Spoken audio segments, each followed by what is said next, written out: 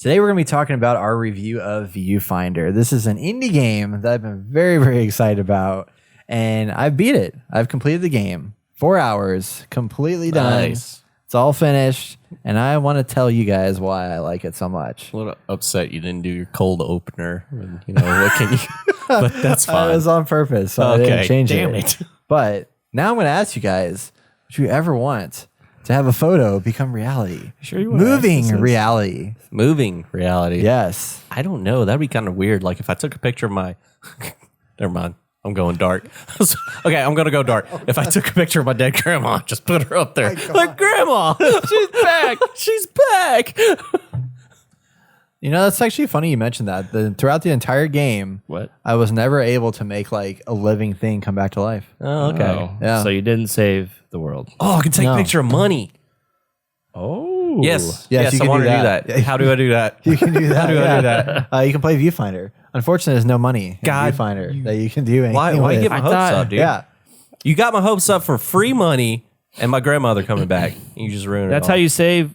That's how you stop global warming. You tax everyone to death, and And then, and then you solve the problems. Profit. Yeah, just take a bunch of pictures of ice cubes and put it out in the water. That's exactly what you, Okay. That's what should happen. I love All right, so it. Viewfinder. All right, so what is Viewfinder? So in Viewfinder, you are in a simulation. And in this game, you're trying to find out about two people's research into global warming. So you start out and you enter and you don't realize you're in a simulation in the beginning, but very quickly you find out that you are. Okay. You're in this like virtual world space, and there's these little like computer modules that you can go up to that are portals that take you into levels, if you will, that require you to complete a puzzle to navigate through this environment. And you go through, I think it's 5 different levels, and each That's levels, including worlds. Worlds. Okay. Yes. Is So that each including world. your tutorial world that you said that you didn't realize you were in? Yeah. Okay. Yeah. Okay. Yeah. And throughout the course of the game, you unlock new abilities and tactics and things like that you can use to play with the environment. But essentially what you're doing is you have a photo. You start with photos, and you just see like Polaroids lying around the environment. Okay. You grab a photo, you hold it up, and whenever you press a button, that photo becomes the world. Like literally it just fills in the environment. So it takes away everything that the photo's covering that you have up, and it just puts it out Puts there. that there instead, yeah. Okay. And then it becomes 3D objects. So say, for example, a very simple idea that's showcased in some of the trailers. If you have a pathway where there's like a gap between you and another area, you can hold up a photo of a bridge and let go, and it creates a bridge. And you're like, cool, I can walk across this now. But what it does is it literally, like you said, it shoots through and turns everything in that photo into 3D objects and cuts everything else out of it. So you can use it to like take things away from the environment and add new stuff in to the environment. And whatever the photo is, like if it's a different color or if it's a different drawing, because some of the drawings that I saw, it was just like a kid drew a house. Yeah. And it just puts up the house and it turns in 3D.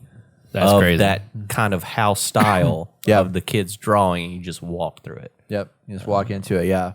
So that's what's really cool. But like throughout the course of the game, like you find different photographs and you find objects and things you can pick up and like put in the environment. There's even points where there's like one of my favorite examples was there was a postcard that said, like those fancy postcards you find at like a travel stop that says greetings, and it's got like a picture through the text. We can hold that up, and then it says greetings, and the text greetings becomes like a cutout, and behind that is Stonehenge. You can actually walk into Stonehenge and like wander around the Stonehenge you just like created in the world.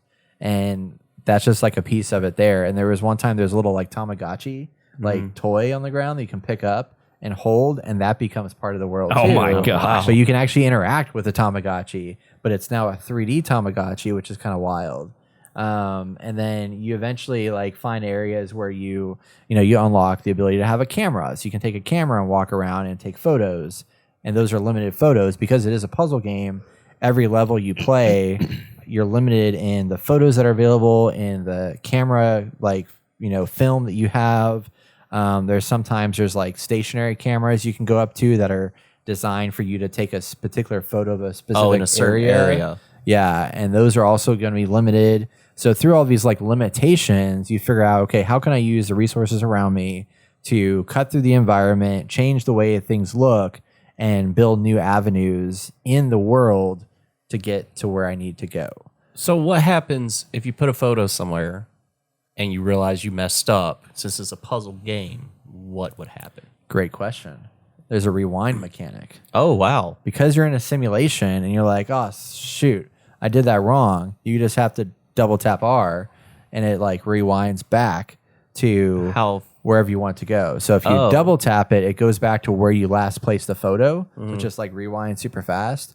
Or you can just like casually just rewind back. Does it rewind like just the photo or yourself as well? The whole environment. Whole environment. So you just can, like you just went back in time. Oh, so it's like a back in time mechanic. Yeah. Oh, okay. Yeah. So it's like you're literally, it's essentially the way this is kind of treating itself is like you're almost like looking back and watching like found footage of this person like testing out this environment. Okay. And then you're able to rewind back in that environment. But that's not really the case. It's just the mechanic of it is a rewind, because I think what you're doing is you're also recording yourself in the simulation, and then outside of the simulation there's a woman who's narrating and talking to you, trying to help you get through this process of basically trying to solve global warming. Because when you first realize you're in a simulation, you're exposed to this environment and you're in this like laboratory space, and you walk around, you have to turn the power back on, and you go towards the windows that show you outside, and you realize, oh shit, like the world is like literally gone to shit. Like it's all like brown skies, and like there's no plants anywhere, and just like everything's falling apart, and people are like apparently all dead because there's like nobody outside. Well, how does this help with global warming? So what you're trying to do is go back. There's two people that have been living in this simulation for a very long time that were doing research on solving global warming through this technology, this device that they were creating that was somehow going to make, I don't know, put like plants and stuff back in the environment and rejuvenate the ground and everything, and like create rain again, I guess. Okay. And make things like flourish once again. And so you're piecing together as you're going through these levels, you're finding like little audio logs, and you're finding like little sticky notes everywhere. There's sticky notes all over the place that you can read, that these two people, because they lived here for so long. It's kind of like when you send like scientists go off to like Antarctica. There's just like researchers that are out there in this like barren wasteland or whatever, like by themselves or whatever, that are just like doing all this stuff, and they like have notes and stuff everywhere. Kind of like that, but instead it's in this like beautiful simulation land. But what you quickly find out as you're navigating through the world is that the deeper you get in the simulation, the more things start to not be what they appear, and things start to break apart a little bit, and things aren't exactly quite lining up, and it makes it harder and harder and harder to solve the puzzles because of the way that it's the world's breaking. And so not only were you trying to stop global warming outside, but now you're trying to stop the entire world that you're in from falling apart, From collapsing. Yes. So the story itself is like very minimal, but it does a pretty good job of letting you kind of discover and read things at your will throughout the environment. You don't have to. You can just like run through it and just like do the puzzles. But there are things around everywhere that you can like jump in and read and find like little nuggets of like, you know, different types of humanity that exist throughout the environment in this big, beautiful world. It's all built in Unity, so it's like a little soft on the edges, but it looks really nice. The mechanic itself, though, of like taking a picture and like putting it up in the environment is incredible. Like it's one of the coolest things I've ever seen. How difficult are the puzzles? Pretty easy. There's some that got a little tricky, but This it one never. seems pretty easy. I don't never know what the really fuck he's felt doing. like. Oh, he failed. Yeah, I never really felt like I was like, okay, this is way too hard. Yeah. Too difficult. There's a couple of times I like looked it up online, so I was like, okay, I'm done. But that's actually supposed to happen in this game. Oh yeah, Yeah, that's this right, is that's right. a interesting piece of the puzzle right here. But yeah, so I never had a point where it like, you know, got super challenging. But there are some pieces. I will say one negative. This is a slight spoiler, but I'm going to tell you anyway. The whole time the game is very chill and relaxing until the last level. And then they give you a timer. Oy. And I'm like, why did y'all kill this vibe? Giving me a freaking timer to like finish it off. And it was just that kind of like spoiled it or like ruined it a little bit for me. Yeah. And that they were like, the whole entire time you're just going up against nothing. You can just figure it all the time you want. Yeah. And then at the end, it's like you got 5 minutes to finish this level, and then I'm like, what? So that was frustrating, but got through it, finished it, rolled credits. Lovely game, 4 hours long. I think this game's $24.99 on Steam. Oh, that's too expensive. It's only on PC right now. Was it I worth thought it was on $24.99? PlayStation 5.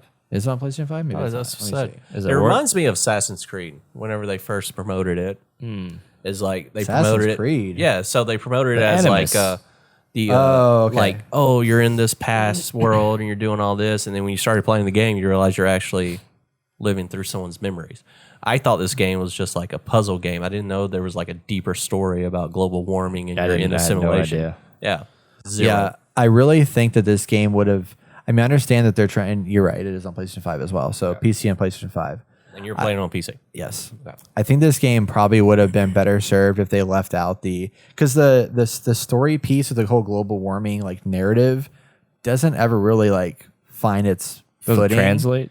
Doesn't translate super well, and it's like it's there. I don't know if it's like meant to have some commentary on society or whatever, but it doesn't quite say anything really. I mean, there's a little nugget at the very end, but it's like I feel like it would have been better if they just left that out and just made it kind of like a nice story about two people who were in this world, and Kind of like The Witness. yeah.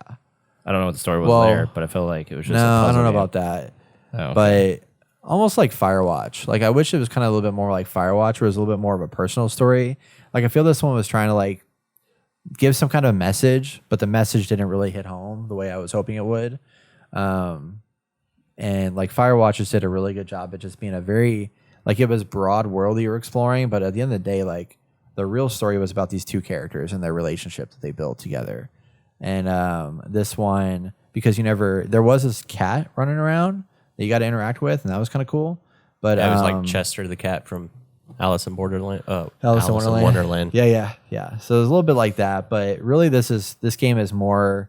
If you want a good story in a like this is probably the closest I have seen a game get to Portal since Portal, but it doesn't even get close to Portal's story. Like Portal's story is just phenomenal, Wow. and it's also a phenomenal puzzle game.